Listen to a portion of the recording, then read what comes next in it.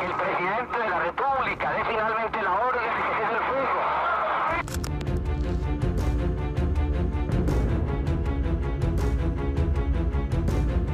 Bienvenidos a Lexcusiones, un podcast creado para dialogar sobre la pasión por el derecho, la justicia, la lucha contra la violencia y la promoción del libre pensamiento.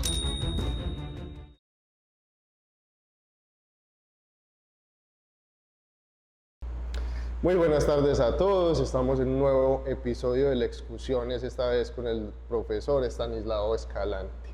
Él es doctor en Derecho, director del doctorado en Derecho de la Universidad Nacional de Colombia, sede Bogotá, asimismo doctrinante, miembro de la Sociedad Internacional Germano-Latinoamericana de Ciencias Penales. Profesor Estanislao, muchas gracias por aceptar nuestra invitación al día de hoy, bienvenido a este espacio. Digámoslo, para nosotros es un honor contar con ustedes y más de esta casa de estudios tan importante como la Universidad Nacional para que nos acompañara. No, muchísimas gracias a usted y para mí es un privilegio poder estar acá, poder compartir algunas de mis ideas y de pronto poder interactuar con las personas en diferentes medios para contarles qué es esto del sistema penal y cómo estamos en la actualidad. Muchas gracias, profesor. Profesor, empecemos por el tema que estás investigando en este momento, que tiene que ver con las actividades investigativas que involucran tecnologías digitales o nuevas tecnologías. Son, digámoslo de esta manera, actividades investigativas que por supuesto no tienen una regulación muy clara o incluso ni siquiera la tienen dentro de nuestra normatividad procesal penal y que, digámoslo, por lo menos a quienes ejercemos el papel de jueces o de fiscales, de defensores, que estamos todos los días en los estrados judiciales, se nos convierte un poco en un dolor de cabeza poder adaptarnos a esto, ya que esas regulaciones son un poco clásicas de la época en que los medios de prueba simplemente era el documento físico y cosas de estas. Quisiera que nos compartiera, por favor, sus reflexiones acerca de estas nuevas actividades investigativas y las implicaciones que tienen desde el punto de vista probatorio, pero también desde el punto de vista de investigación frente a la macrocriminalidad. Perfecto, no, muy bien, muchísimas gracias. Muchas gracias porque esto me da la oportunidad de hablar de temas que efectivamente muy poco se desarrollan, muy poco se hablan, y especialmente porque están en un contexto específico en la sociedad actual y en el momento en el que estamos. Yo pienso que todo lo que son actividades de indagación e investigación que involucran medios digitales y medios electrónicos, en su gran mayoría son para investigar delitos de tracto sucesivo o de ejecución permanente, vinculados al crimen organizado, es decir, al concierto para delinquir.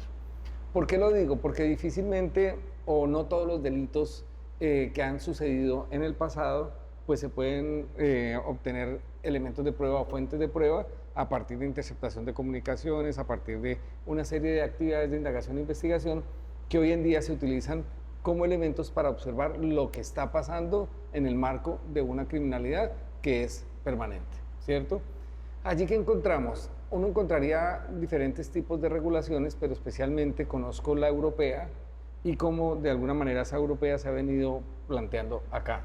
Y también, pues, de Estados Unidos también hay algunas medidas de estas que se han ido implementando en América Latina y en Europa por efecto de las Naciones Unidas en la lucha especialmente contra el crimen organizado, contra la trata de personas, contra el tráfico de personas, tráfico de armas, lavado de activos, corrupción, etcétera, etcétera.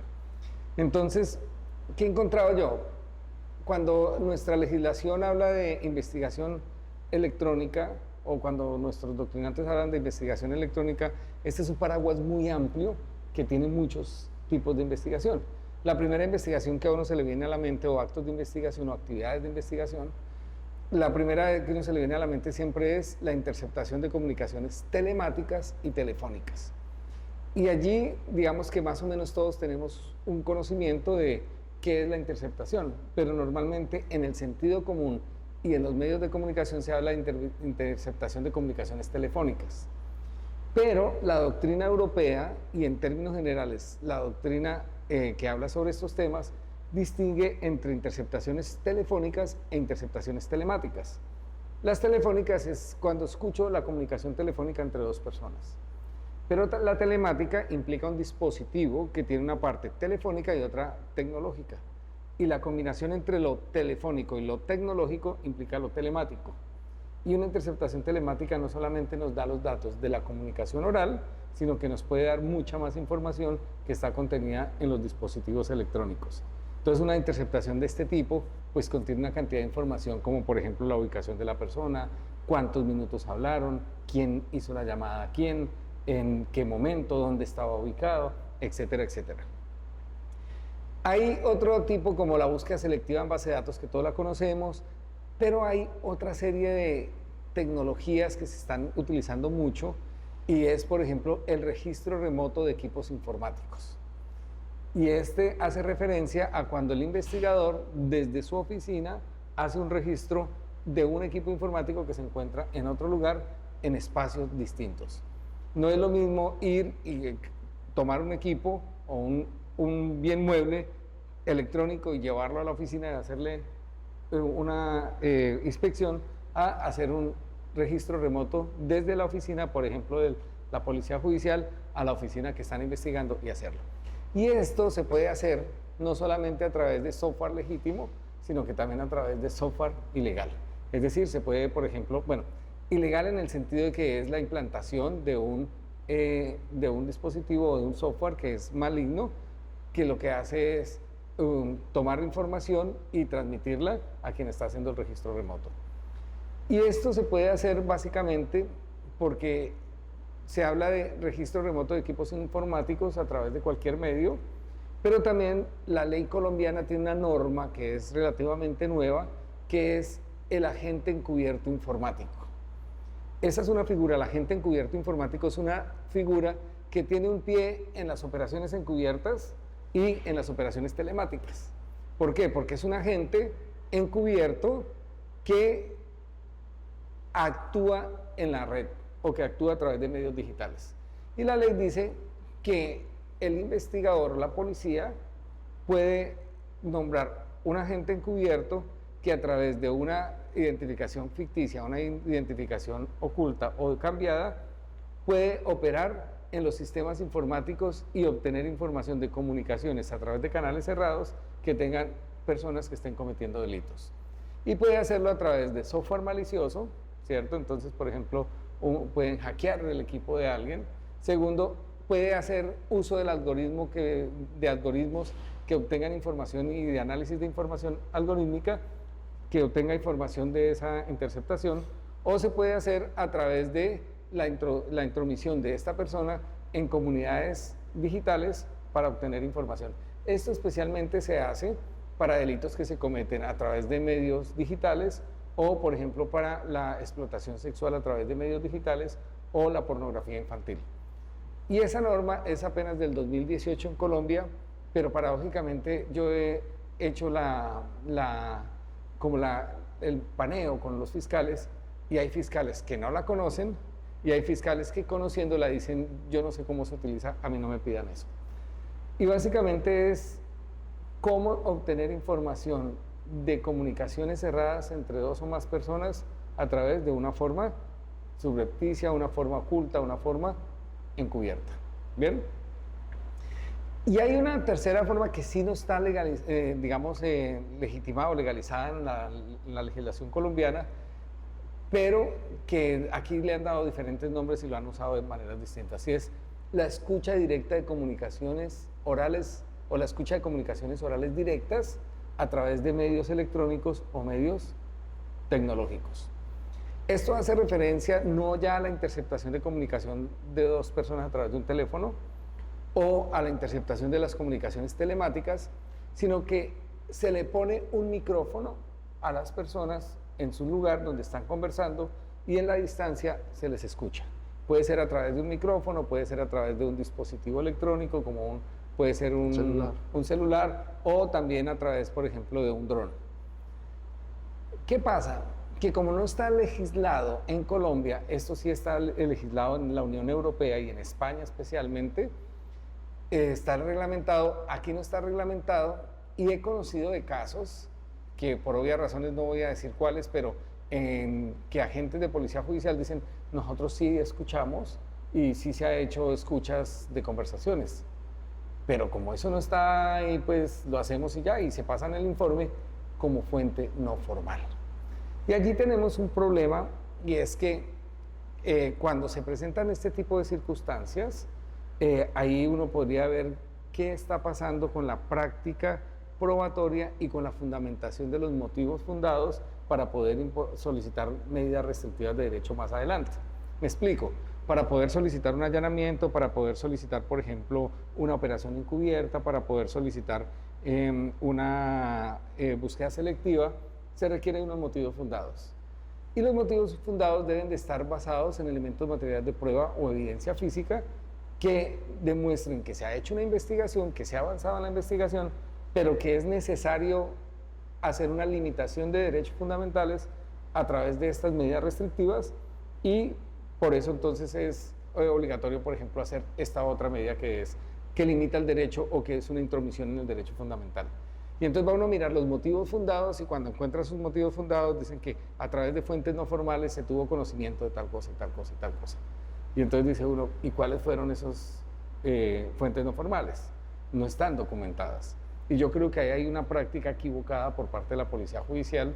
Creo que los abogados defensores no han tenido el análisis más profundo de la obligatoriedad que debe haber de fundamentar cuáles son esas fuentes no formales. No pueden ser ocultas ni para el fiscal, ni pueden ser ocultas para el juez de control de garantías. Sí, muchísimo menos para el juez de control de Exacto, garantías. y el juez de control de garantías debería solicitar esa fuente no formal, qué es, qué fuente fue y cómo se obtuvo, ¿sí? ¿Por qué? Porque hay una norma general que dice que cuando la actividad de indagación e investigación implique la limitación de derechos fundamentales y no esté prevista en el código, tendrá control judicial previo automáticamente. Y yo creo que la escucha de comunicaciones orales directas a través de medios electrónicos es una medida que limita derechos fundamentales, es una injerencia en los derechos fundamentales, y por lo tanto, siempre que un policía judicial escuche una conversación de otro, tiene que hacerlo a través de una orden judicial previa. Y para vos, profesor, digámoslo, este es un problema práctico muy importante, especialmente para los operadores jurídicos. Entonces, frente a este tipo de actividades, se tendría que hacer un control previo, obviamente una orden del fiscal, ¿cierto? El control previo, pero para los conteos del control posterior y demás, seguir las reglas del allanamiento, no sé, me pregunto. Sí, Okay. yo creo que nuestro Código Penal ha seguido esa regla general que dice que para todas estas actividades de indagación e investigación, como por ejemplo el agente encubierto, las operaciones encubiertas, el agente encubierto informático, entre otras, dice, se seguirá por las reglas del allanamiento, ¿cierto? Entonces yo creo que también aquí las reglas serían las mismas. Claro, aquí el mensaje es, toda actividad de indagación e investigación que no esté prevista en nuestro código expresamente, pero que implique la limitación de un derecho fundamental, debe ser ordenada por un juez de control de garantías, o pues debe ser controlada por un juez de control de garantías. Y en ese orden de ideas debe seguir las mismas reglas del allanamiento, ¿cierto?, para que se mantenga tanto el control previo como el control posterior y todos esos elementos materiales de prueba puedan ser usados en el futuro. Porque, claro, uno empieza a ver que se dan nuevas formas tecnológicas de conocer hechos que están pasando en la actualidad. Entonces, hace unos años, uno pensar más allá de una interceptación de comunicaciones telefónicas casi que no se pensaba. Cuando llega el celular, dicen, es una interceptación de comunicación telefónica, dicen, no, es telemática. Pero ya hubo un avance muy grande. Pero hoy en día hay una cantidad de posibilidades distintas de hacer seguimiento de personas o de hacer grabaciones o de hacer seguimientos que implican limitación de derechos fundamentales. Pensemos, por ejemplo, en una investigación en la que se sabe que dentro de una finca se pueden estar cometiendo ilícitos. Hace muchos años era cómo hacemos para entrar a esa finca y saber qué es lo que está pasando. Hoy en día se puede hacer a través de un dron. ¿Sí? Usted con un dron puede ir adentro y mirar todo lo que está pasando, hacer videograbación, hacer escucha, grabar el ambiente, grabar conversaciones, dependiendo también de la tecnología que se utilice, y volver a traer toda esa información y entonces esa información, como no está legislada, ¿qué hacemos? Dice, un momentico, hay una limitación del derecho fundamental al domicilio, ¿cierto? A la intimidad y seguramente a la misma a la misma imagen, a la propia imagen de las personas que fueron grabadas, y pues esa intromisión requiere un control judicial previo. Que no está en el Código de Procedimiento Penal, pues con mayor veras, al ser una limitación del derecho fundamental, pídanlo allí y no lo hagan directamente. Sí, la imagen y la voz como dato personal, la 1581 del 2012. Me parece maravilloso este tema, pero también querría preguntarte por otra cosa adicional, ya que también te has dedicado a la criminología y básicamente a la relación entre medios de comunicación y el proceso penal. Digámoslo, a partir de la coyuntura que hemos tenido últimamente con la condena pues, de un expresidente en un proceso muy atropellado, que se demoró mucho para empezar por cuenta del fiscal anterior y en fin. En esa relación entre medios de comunicación y proceso penal, ¿cómo valorarías la coyuntura que estamos viviendo al respecto? Bien, bueno, un cambio de tema vamos de lo procesal técnico directamente a un técnico, más valorativo crítico, a la criminología. Sí, mire, nosotros hemos hecho trabajo de investigación en algo que hemos denominado criminología mediática y política criminal mediática, y allí hemos tratado de observar los discursos de los medios de comunicación frente a varias cosas. Primero, frente al delito. Segundo, frente al delincuente, y tercero, frente a la administración de justicia, y cuarto, frente a la política criminal. Y hemos encontrado que los medios de comunicación hoy en día manejan un discurso o crean un discurso de lo que se entiende por delincuencia y por el otro. Entonces hay un discurso de, digamos, de otredad o de pánicos morales a través del medio de comunicación. Los medios de comunicación hoy básicamente nos dicen qué está bien y qué está mal. En segundo lugar, los medios de comunicación también valoran la actividad de los jueces. Y los medios de comunicación dicen los jueces dejan en libertad, los jueces crean impunidad, los jueces están actuando mal y crean ahí información que la gente escucha y repite, ¿cierto? Ese es un segundo elemento. El tercer elemento es que los medios de comunicación tienen una relación bien importante con la política criminal. Y allí uno vería dos cosas. Cuando los medios de comunicación quieren exaltar un problema y quieren buscar política criminal, por ejemplo, punitivista, entrevistan a las víctimas de un delito y entrevistan, por ejemplo, a los partidos políticos que saben que van a decir aquí se necesita más cárcel, se necesita más pena, y a partir de ahí entonces se genera todo un proceso de mediatización de la necesidad de cárcel y castigo, y la gente lo consume. Esto nos llevó a ver dos cosas. La primera es que los medios de comunicación no tienen una objetividad frente a los problemas sociales y frente a los procesos. Y yo creo que esa falta de objetividad de los medios de comunicación es porque se trata de empresas mediáticas. Los medios de comunicación en términos generales, ¿cierto? Son empresas mediáticas, es decir, empresas que están en un mercado y que buscan lucro, aumento de capital. Y eso se hace a través de ¿qué? De la pauta. Y la pauta indica que hay una agenda. Y esa agenda se organiza pues para obtener más personas, más rating, más pauta.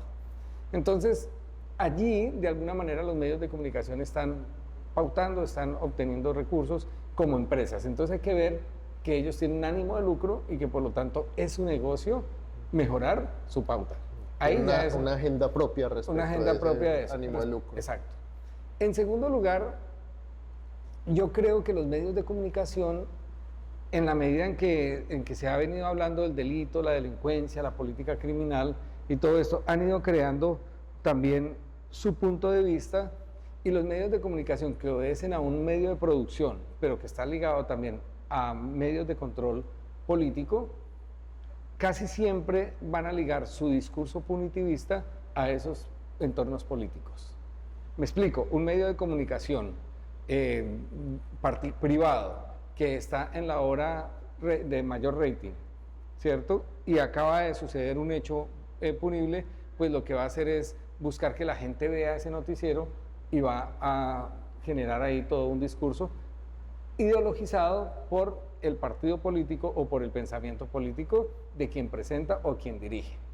Y ahí uno ve con asombro cómo directores de noticieros hablan desde una perspectiva que inclusive a veces cuando entrevistan a alguien y no dice lo que quería que dijera, los mismos entrevistadores o cortan rápido o cambian de pregunta o cambian de noticia porque como que esto no es lo que les interesaba decir, ¿no? Entonces ellos tienen su propia agenda y en esa propia agenda yo creo que los medios de comunicación faltan cuando hablan de la noticia judicial. Y allí en la noticia judicial creo que hay un gran problema y es que los periodistas primero no conocen o no saben técnicamente sobre derecho penal, ¿sí? Y entonces vamos a pensar lo siguiente, capturan a alguien y esa persona es capturada, pero la policía incurrió en una ilicitud o en una falta al momento de la captura. Cuando llega el juez tiene que decir, acá me toca dejarlo en libertad porque le violaron su derecho. O es un delito que no implica imposición de medida de aseguramiento. Y entonces cuando llega a la imputación, no piden la medida de aseguramiento y los dejan en libertad. El periodista no corrobora la información, no profundiza, sino que dice en el noticiero, por la mañana los capturan y en la tarde los dejan en libertad. ¿Sí? Entonces uno escucha, por decir algo, los periodistas que trabajan en la noche, entonces dicen, yo le cuento lo que pasa mientras ustedes dormían.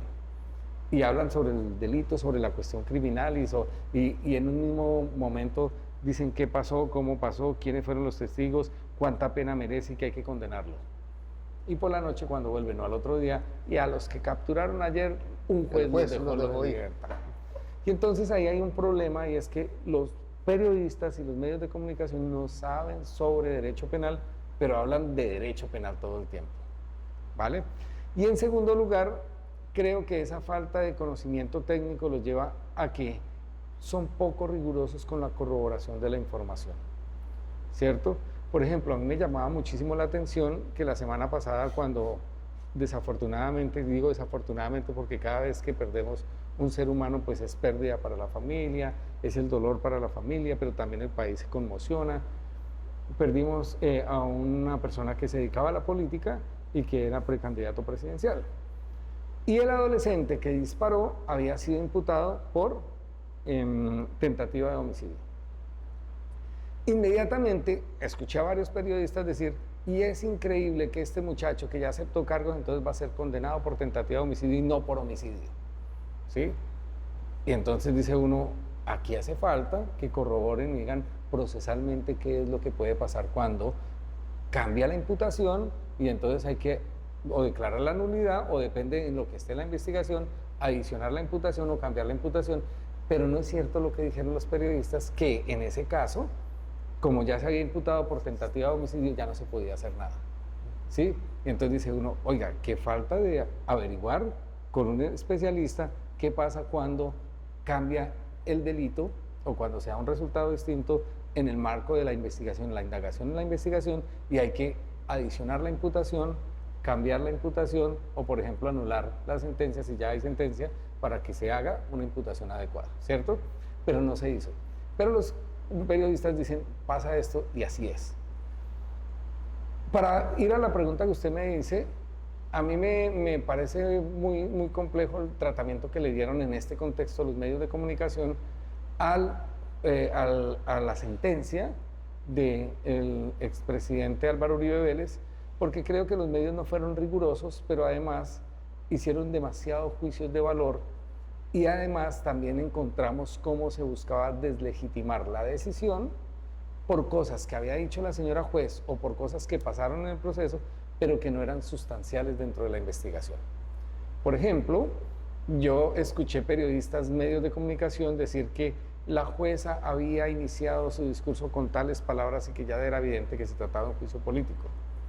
Pues la gente no va a escuchar lo que dijo la jueza ni lo que pasó en la sentencia, sino que van a decir, el noticiero dijo que era un juicio político. Cuando uno va a ver el análisis detallado de todo el proceso, dice, ¿cómo va a ser un juicio político si es un proceso que lleva más de 12 años, ¿cierto? Dando vueltas, que ha estado en la Corte Suprema. Que ha pasado por muchos jueces. Que ha pasado por muchos jueces, por 3 fiscales generales de la Nación, ¿cierto? Entonces dice uno, ¿cómo va a decirse que es un juicio político cuando lleva todo este trajín y toda esta historia? Y allí entonces uno se deja ver cómo los medios de comunicación no contrastan, no corroboran la información, ¿cierto? Y en materia judicial debería de existir estándares mínimos de la noticiabilidad y del deber ético de los periodistas de corroborar lo que están diciendo. Entonces, si por ejemplo, esta semana vi varios medios de comunicación que decían: el presidente es dejado en libertad y reprenden a la jueza de primera instancia. Y entonces dice uno, ¿cómo un medio de comunicación va a decir eso si el juez de segunda instancia lo que hace es una valoración de la decisión?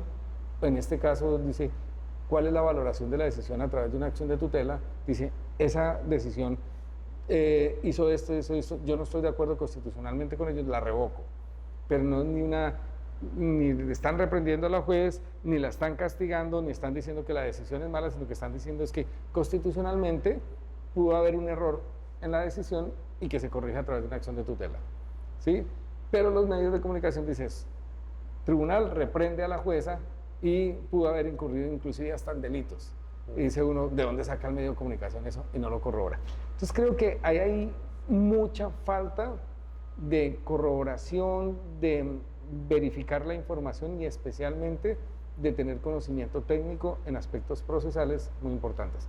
Y en este juicio contra Álvaro Uribe Vélez y en las decisiones que se han tomado en el caso de Álvaro Uribe Vélez, ha sido evidente los sesgos de los medios de comunicación, la inclinación de los medios de comunicación y también el movimiento en redes sociales que está polarizado y que han polarizado mucho más el país, que desafortunadamente han llevado a que el conflicto aumente. Sí, se vuelve todavía más complicado, puede ser algo que no teníamos antes, y de un tiempo acá las redes sociales también vinieron precisamente a inflamar ese conflicto. Profesor Estanislao, muchísimas gracias, muestra usted gran solvencia desde la parte procesal, probatoria, criminológica, gracias por estar en este espacio. Estamos invitados también de nuevo a poder, digámoslo, estrechar más las relaciones con la Universidad Nacional, dentro de la misma sociedad. Muchas gracias por acompañarnos el día de hoy. Bueno, no, muchas gracias a ustedes y muchas gracias a todas las personas que nos vean, que nos escuchen. Esta es mi opinión, es mi punto de vista y muy personal, pero creo que vale la pena empezar a profundizar en estos debates, aportarle a la gente ideas también y que la gente empiece a preguntarse por las cuestiones más de fondo y de pronto a que dejen de creer todo lo que se dice y empiecen a hacer sus propias reflexiones y su propio análisis de las cosas. Yo creo que en la medida en que nosotros vayamos creando esa cultura de espera un momentico, veamos bien de fondo qué es lo que está pasando, cómo se está dando, si se corroboró o no se corroboró la noticia, qué fue lo que dijo el juez en realidad, ahí podemos solucionar a veces muchos de los conflictos y no solamente la defensa ciega de un líder, de un partido político o de una ideología política. Para mí es muy triste ver cómo desafortunadamente el conflicto se está ahondando y yo quisiera hacer como un comentario así como muy personal.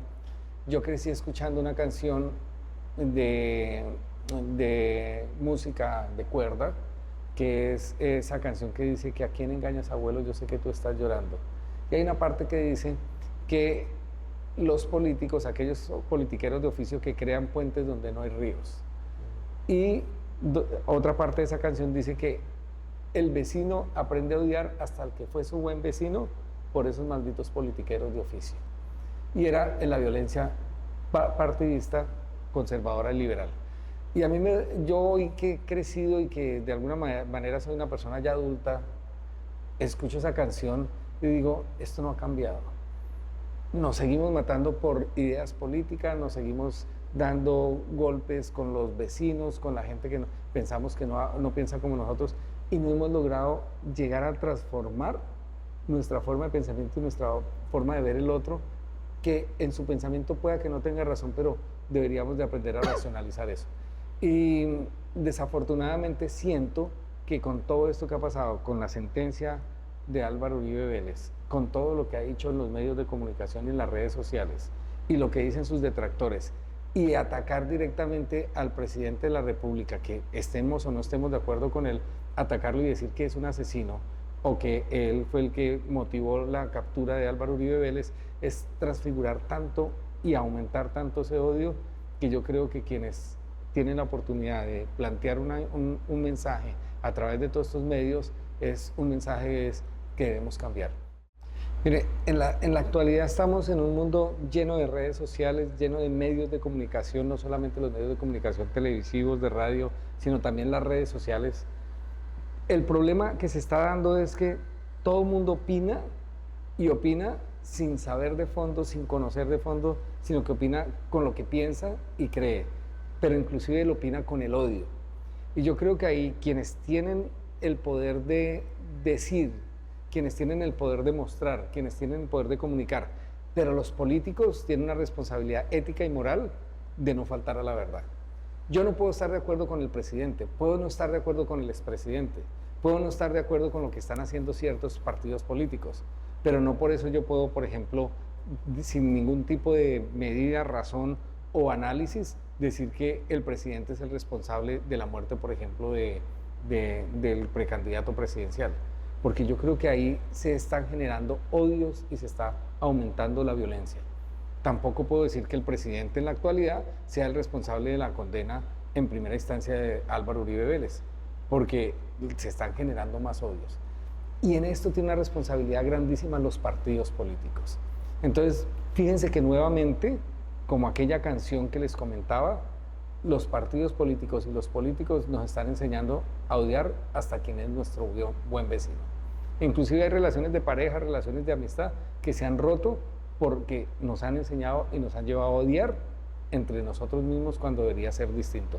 Entonces yo creo que hay un deber ético, una responsabilidad ética de transformar esos discursos de odio y esos discursos y debates de odio para hacer una conciencia ciudadana mucho mejor y sobre todo de cara a la verdad. A mí me parece inconcebible que se diga hoy en día que el presidente fue el que mandó a matar a Uribe sin tener ni siquiera ningún tipo de prueba que apunten hacia allá. Pero la gente lo cree y odian cada vez más a todo lo que significa un proyecto político. Y de otra parte, quienes han sufrido violencia durante todos estos años, pues culpan al expresidente y a veces también, sin tener pruebas, se dice que es responsable y creo que no hacen más sino que exacerbar ese odio político. Entonces yo creo que tenemos un deber de, a través de todos estos medios y todas estas conversaciones y de esta posibilidad de transformar la realidad, a través de los medios de comunicación, decirle a la gente, piense, reflexione, escuche, pero sobre todo analice y no coman cuento. Muchas gracias, profesor. Es un llamado urgente para todos, a los medios de comunicación y a nosotros mismos, a la prudencia, a la responsabilidad. Muchas gracias por acompañarnos. No, muchas gracias por darme la oportunidad de decir lo que pienso y de compartir con ustedes un rato. Que estés muy bien. Bueno, hasta luego.